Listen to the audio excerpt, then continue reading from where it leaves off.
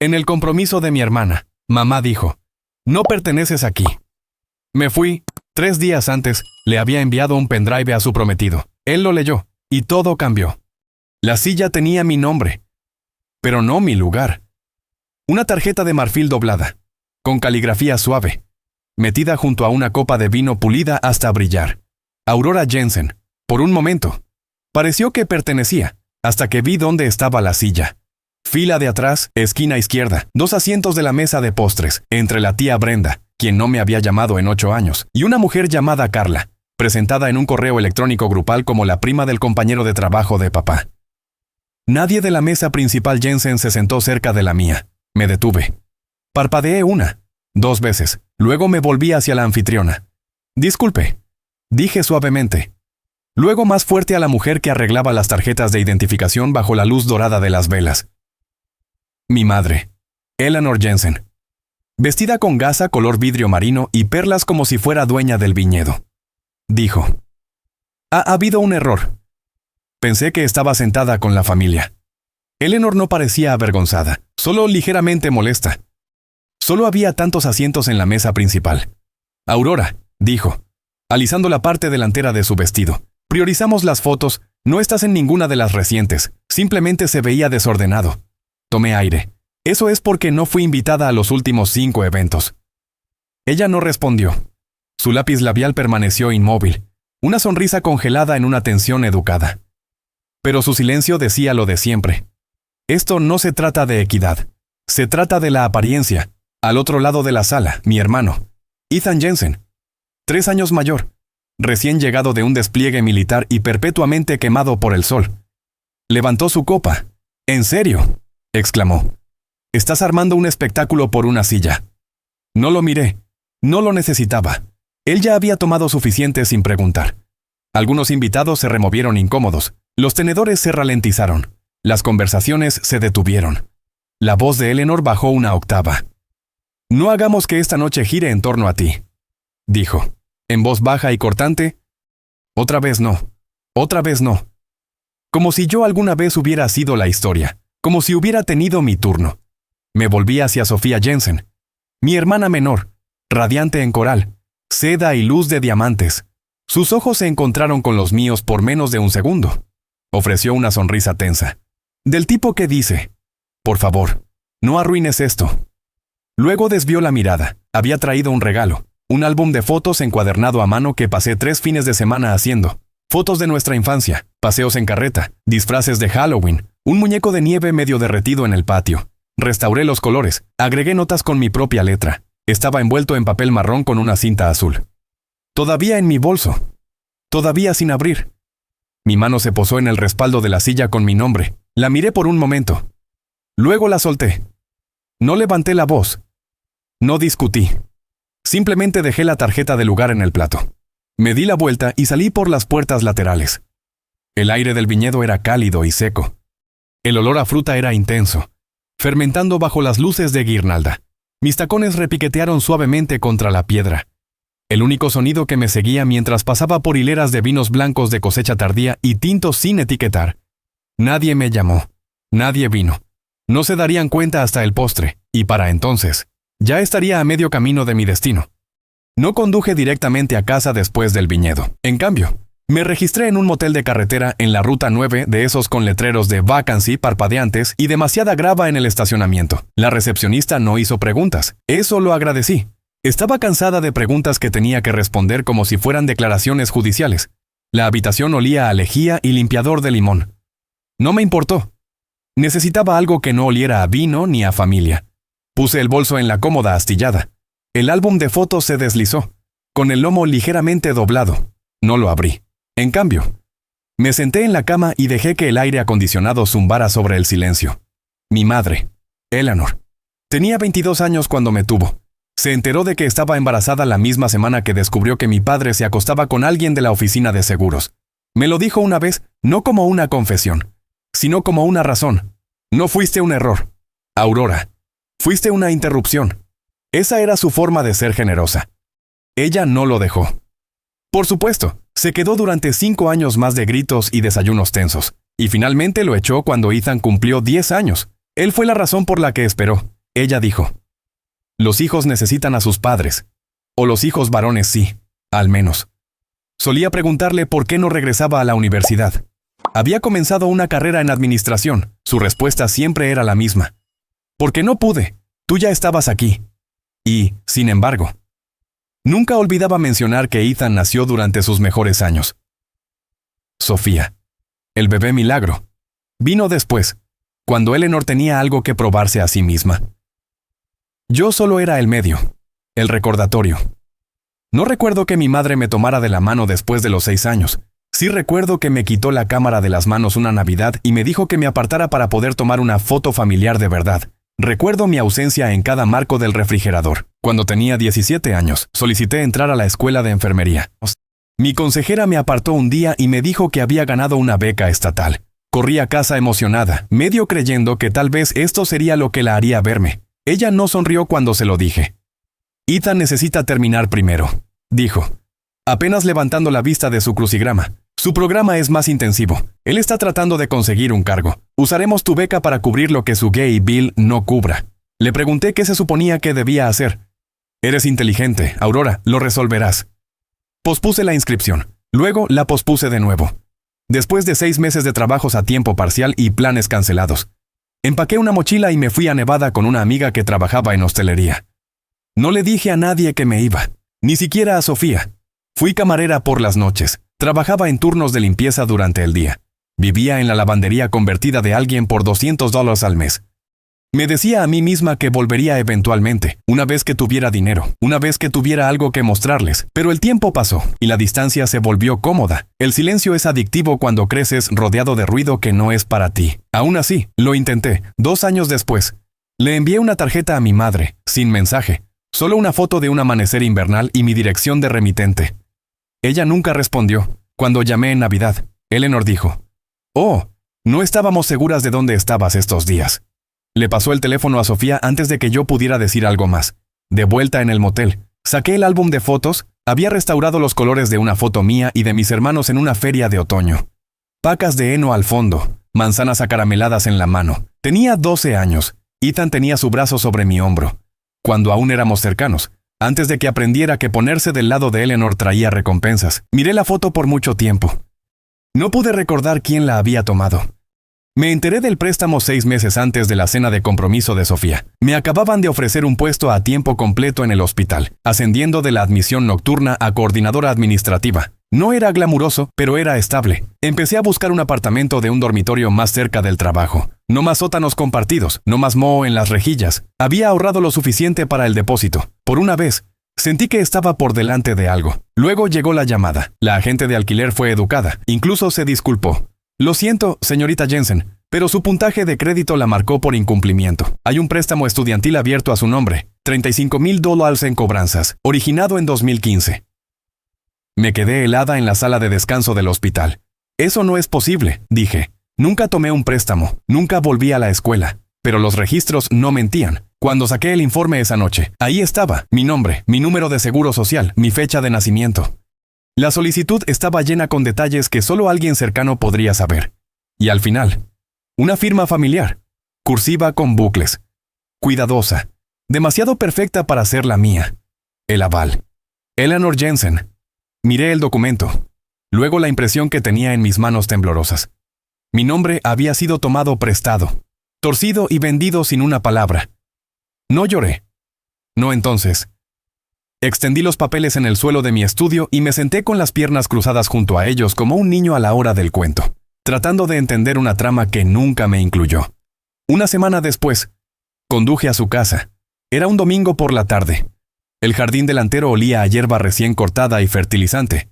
Eleanor salió con guantes de jardinería, aún sosteniendo tijeras de podar, su cabello recogido en un pañuelo rojo que recordaba de la infancia. No levanté la voz.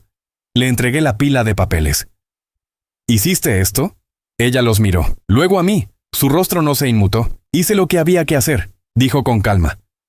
Ethan necesitaba ayuda. Él no calificaba por sí mismo, y tú no estabas usando tu crédito. Parpadeé. Sacaste un préstamo a mi nombre. Fui la cofirmante, dijo como si eso marcara la diferencia. No es robo, es familia. He hecho sacrificios por todos ustedes. ¿Crees que tuve opción cuando dejé mi trabajo? Cuando tu padre se fue, no fuiste la única que perdió algo.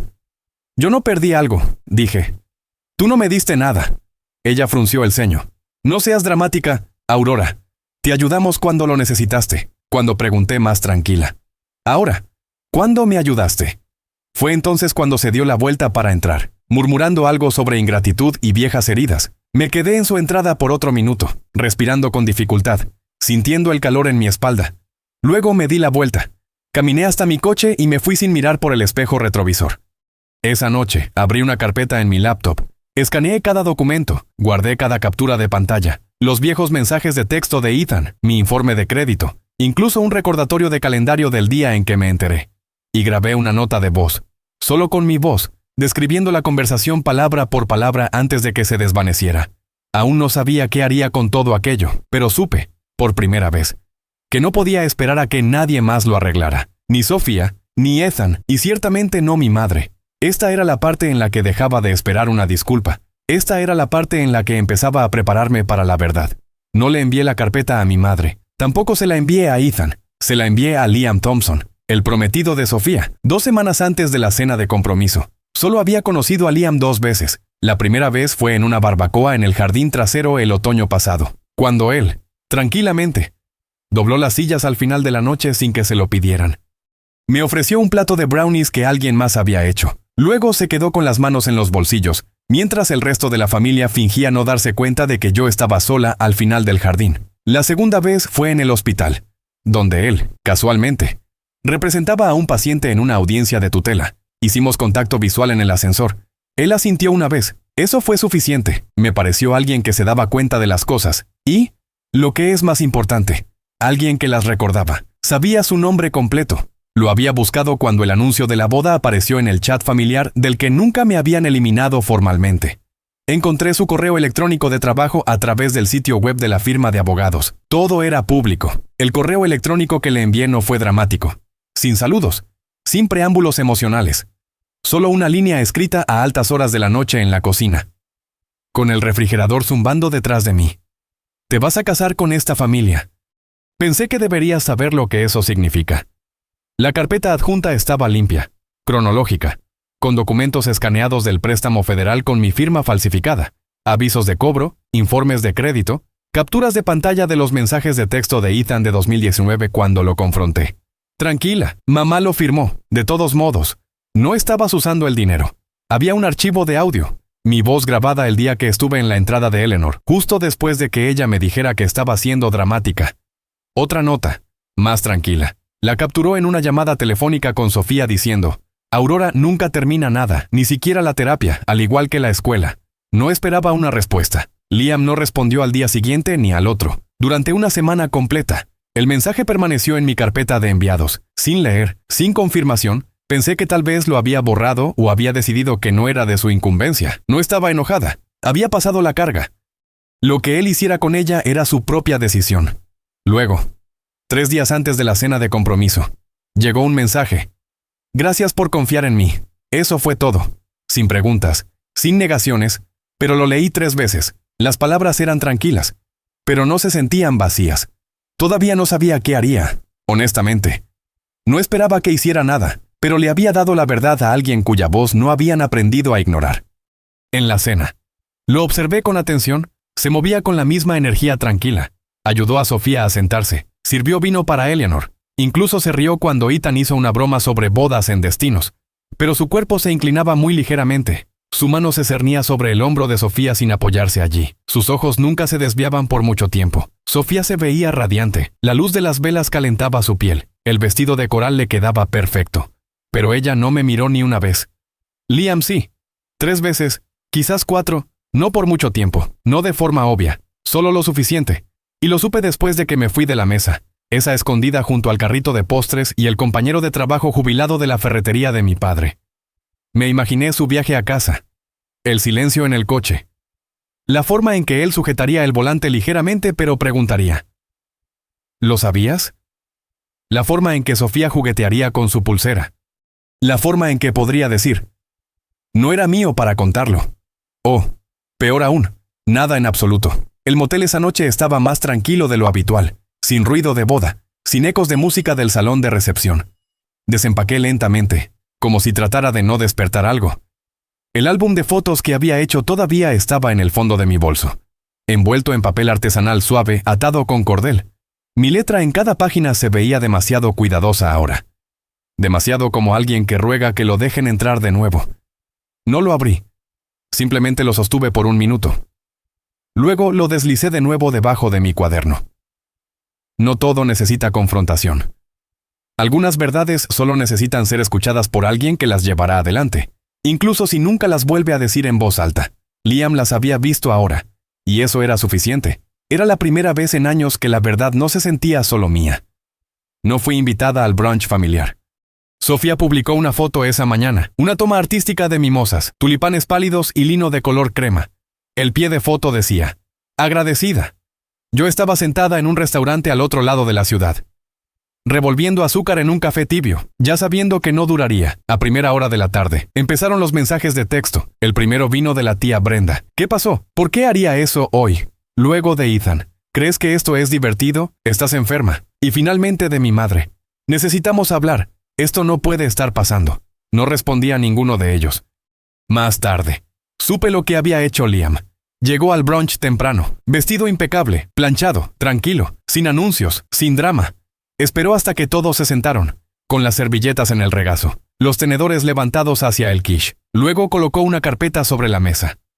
La abrió lentamente. Habló con claridad. Antes de que finalicemos contratos o listas de invitados, hay algo que necesito dejar claro. Eleanor, firmaste un préstamo federal usando la identidad de Aurora. Ethan, usaste ese dinero para comprar una propiedad. Ninguno de ustedes la informó o le reembolsó. Sofía, tú lo sabías. No se movieron, no al principio. Luego Eleanor dijo que era un malentendido, que tenía todo el derecho de ayudar a sus hijos. Ethan lo llamó historia antigua. Dijo que Aurora estaba desenterrando cosas para arruinar el día. Sofía lloró, pero Liam no levantó la voz. Simplemente cerró la carpeta y se puso de pie. No puedo casarme con una familia que llama lealtad al robo y amor al silencio.